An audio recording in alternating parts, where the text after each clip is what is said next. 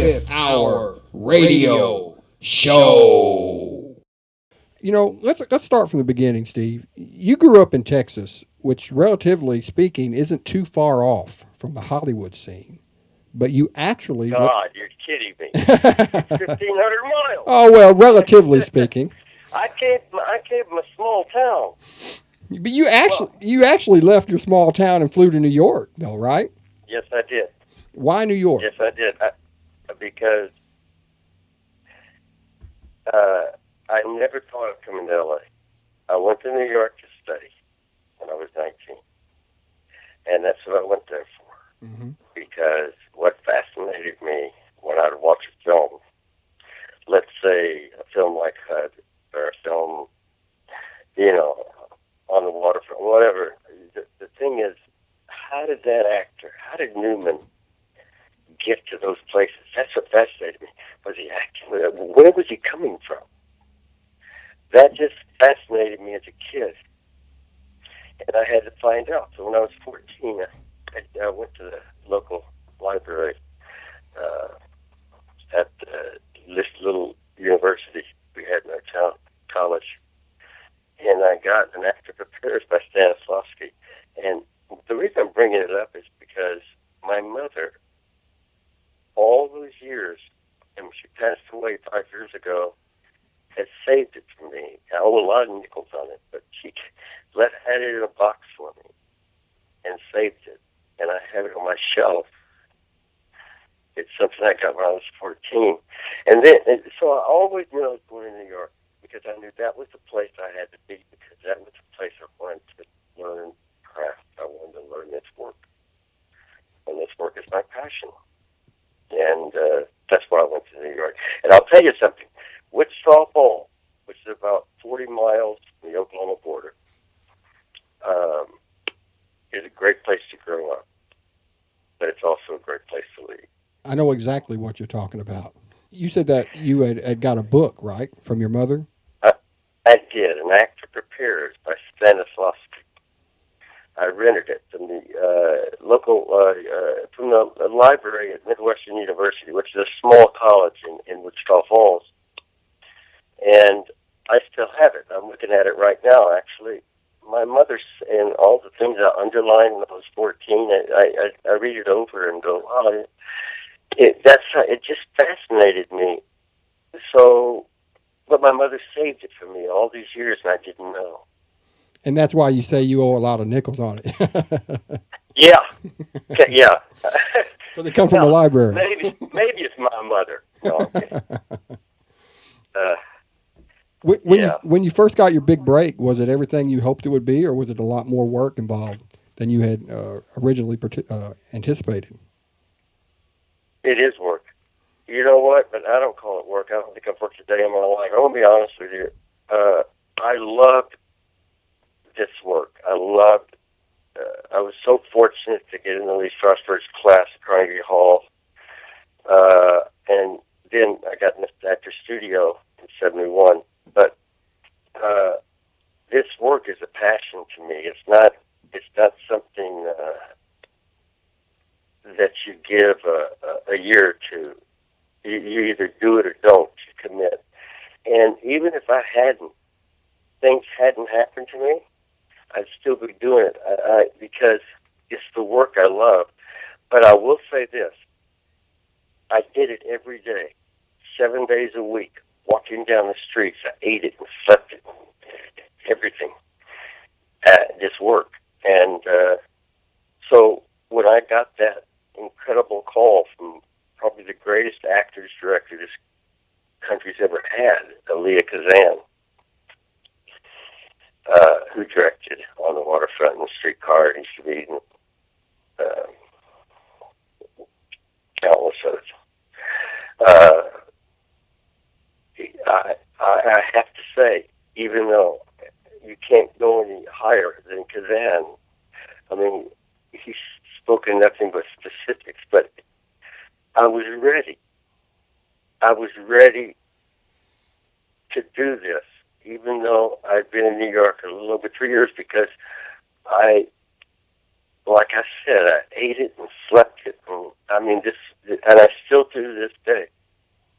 To this day, because I really. Now I'm going to start rambling. Now you shouldn't start. I don't.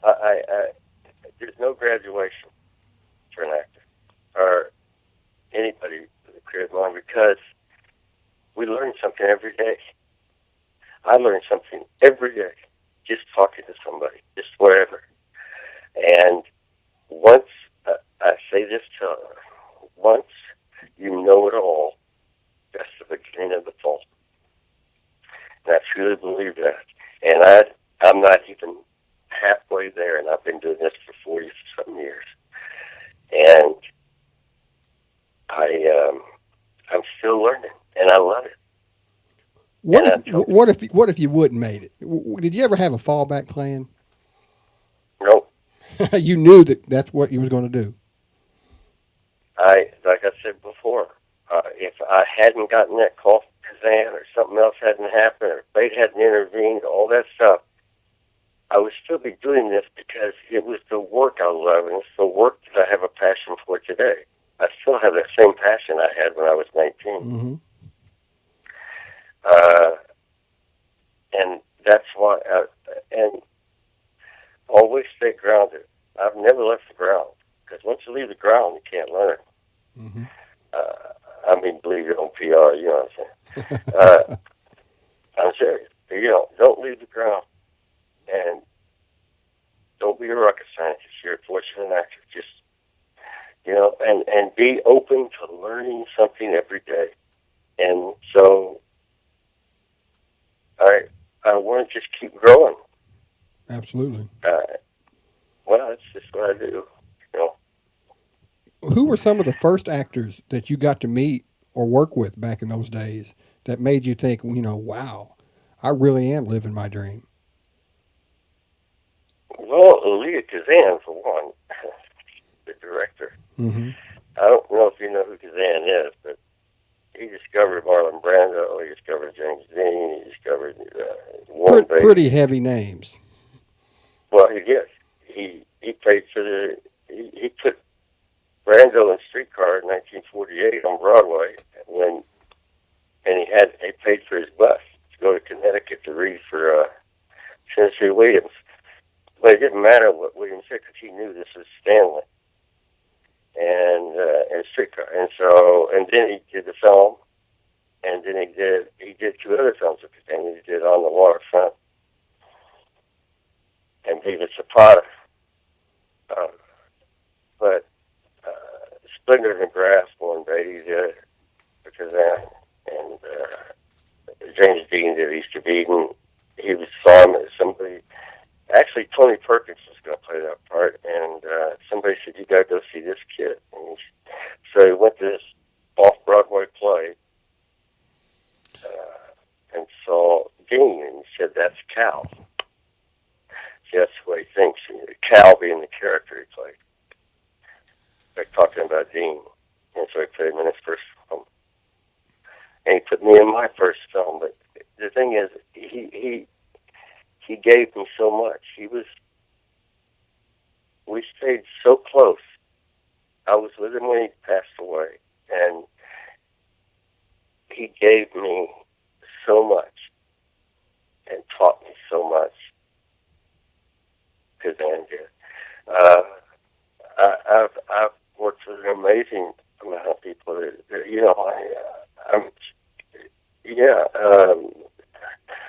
did Lonnie Helm. I worked with O'Toole, Peter O'Toole, and I did Stunt Man together.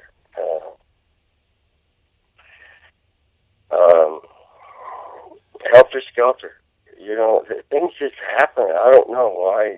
Back in those days, in '76 when Skelter came out, they only had ABC, NBC, and CBS, which did Helter Skelter, the miniseries, and two independent.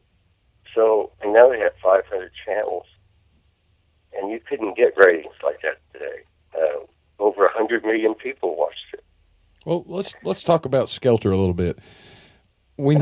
How did you prepare for a role like that? I mean, when you did that role, did people think that you were Charles Manson after the role was finished? I mean, because the way you portrayed that guy, you actually became him during the show. Well, in a sense, but not him. No, well, I know. I mean, I'm not calling you a serial killer. I'm saying, they asked if I wanted to meet him, and I said no, because I didn't want him to manipulate me or make me think that he's a certain way or whatever. I didn't want him to influence my performance. So I researched, I read the book, I saw a documentary on him, see how he moved and walked. I saw, I listened to him talking. I did a lot of things to prep. But,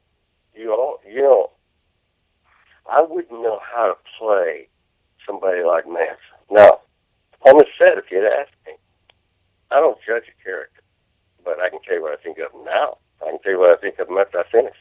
The point is, you always take a negative, which is Manson, and make it a positive. In other words, I'm right and they're wrong.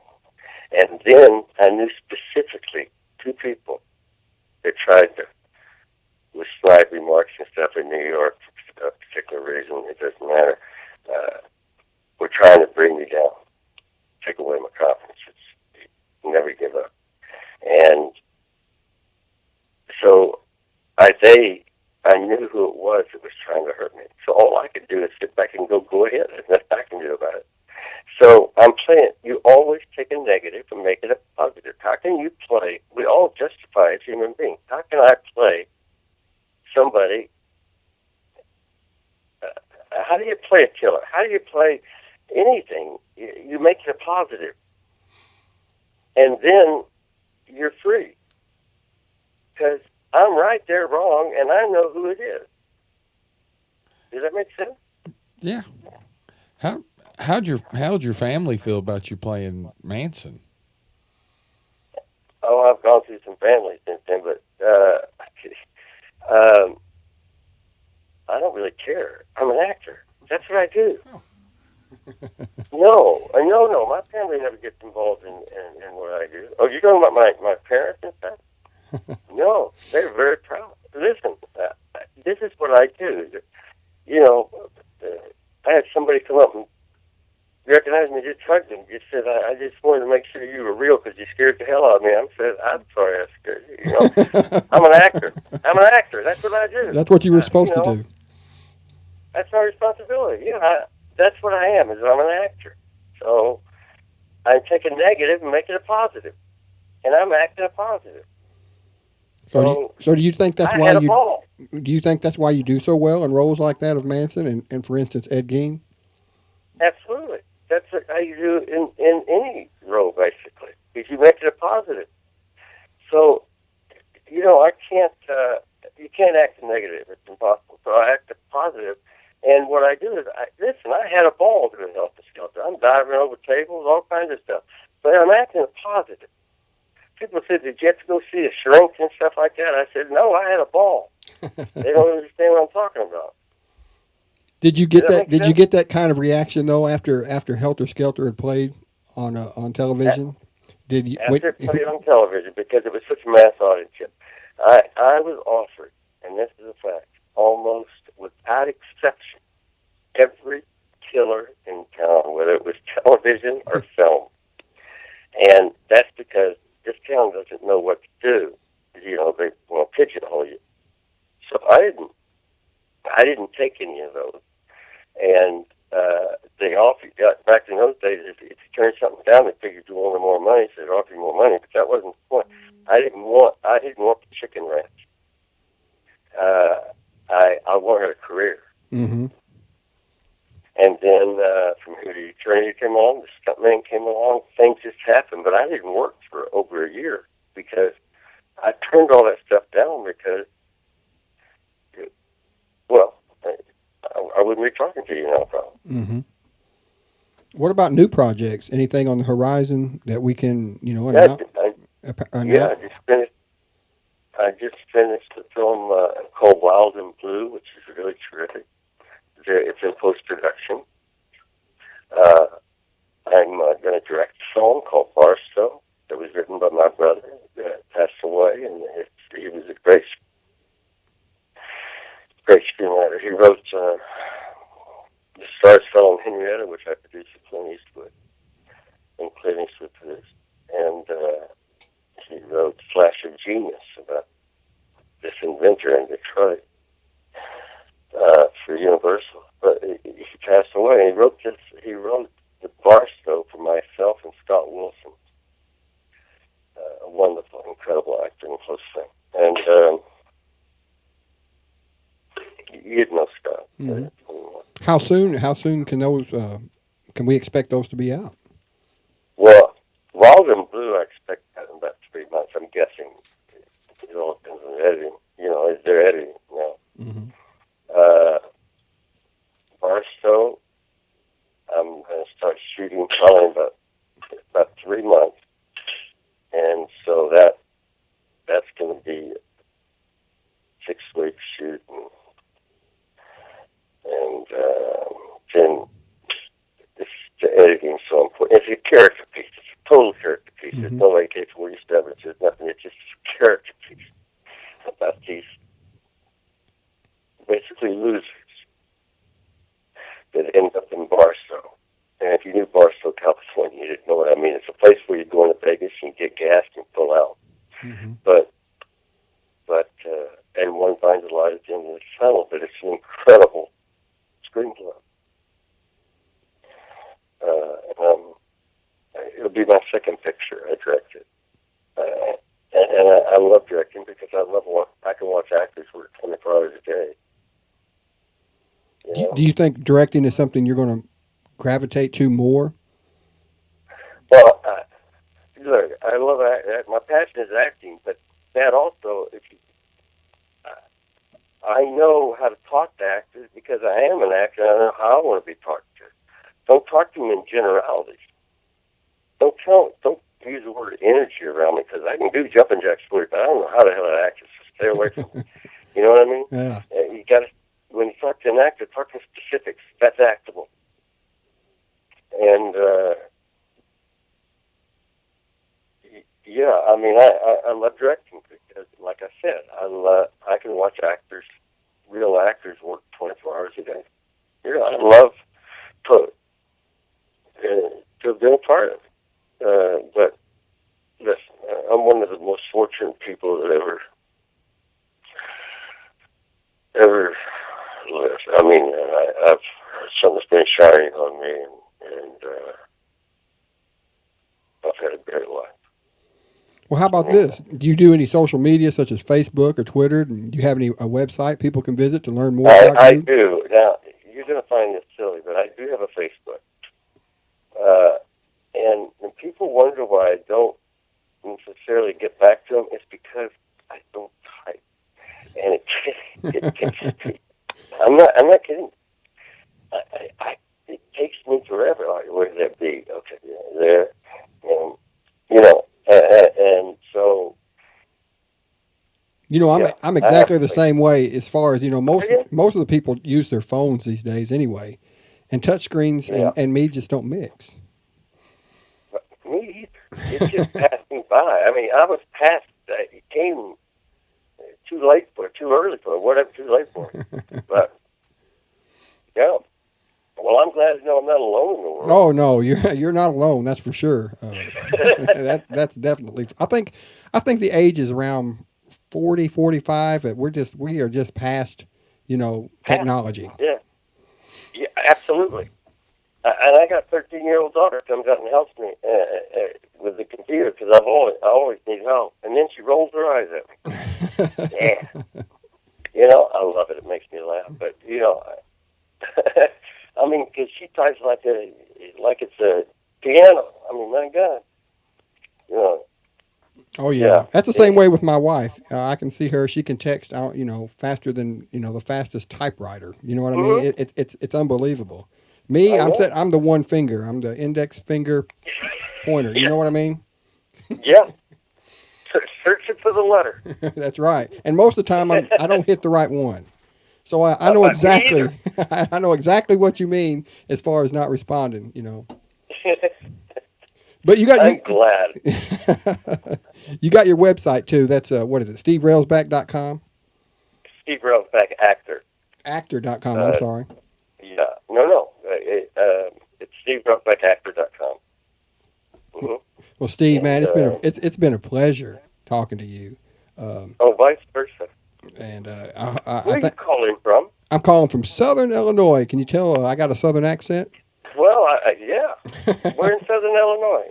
Around a town called Metropolis, the home of Superman. Well, there you go. Good friend of mine, Josh Taylor's from Illinois, from Southern Illinois. Mm-hmm. And Benjamin wanted me to tell you hello, and he wanted. Yeah, tell him I said hi. How do you know Benjamin? By the way, I've gotten acquainted with Benjamin pretty well here in the last year. Well, is he living there now? No, he lives in Nashville actually. Oh, does he? Yeah. Well, he plays a great guitar, man. Yeah, he's working with Duane Hitchings. Do you know Duane? No, I know a lot of people in Nashville, though. Duane actually played keyboards for Rod Stewart, and he wrote the songs "Don't You Think I'm Sexy" and what's the other one? Oh yeah.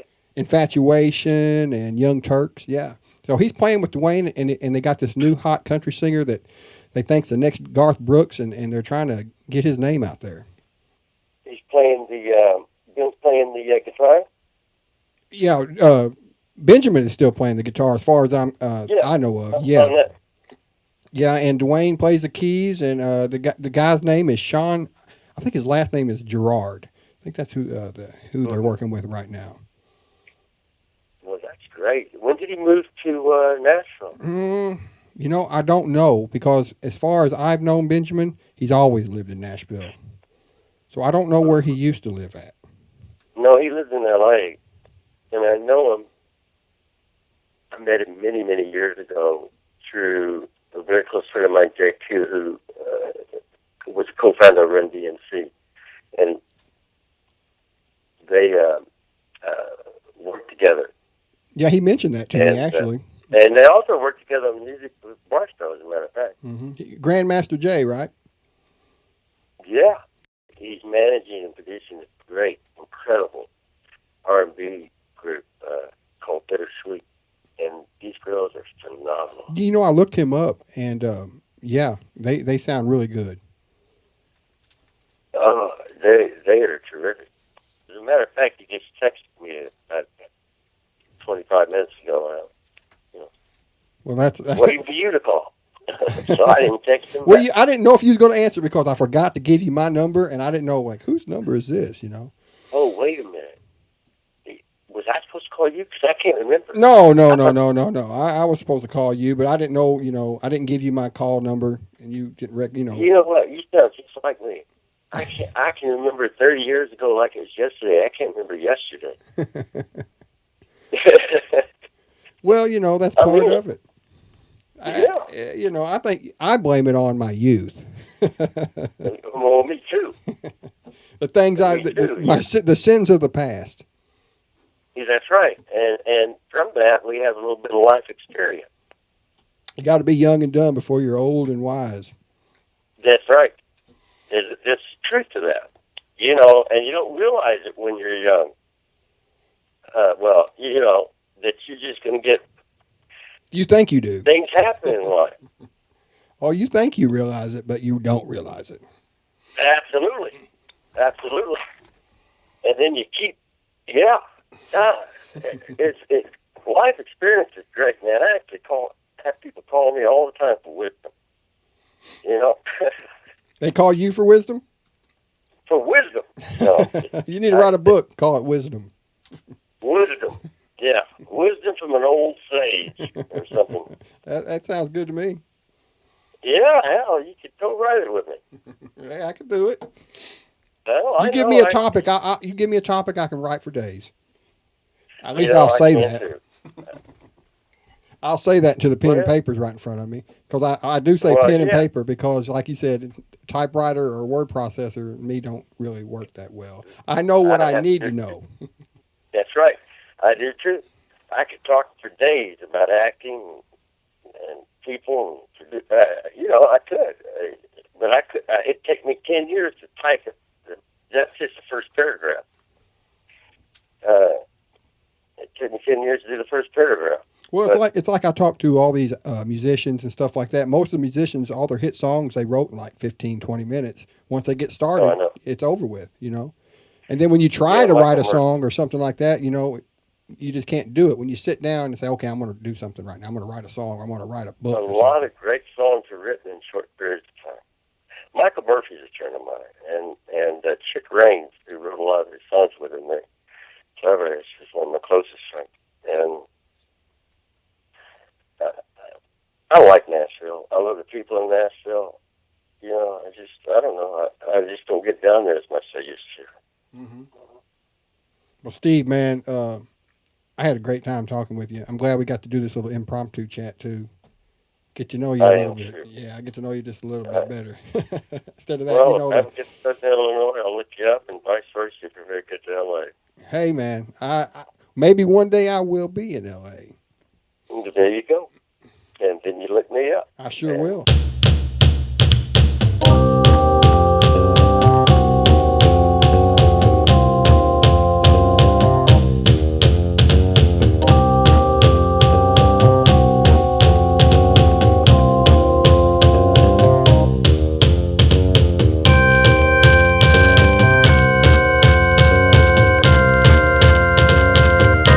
The 25th Hour Radio Show.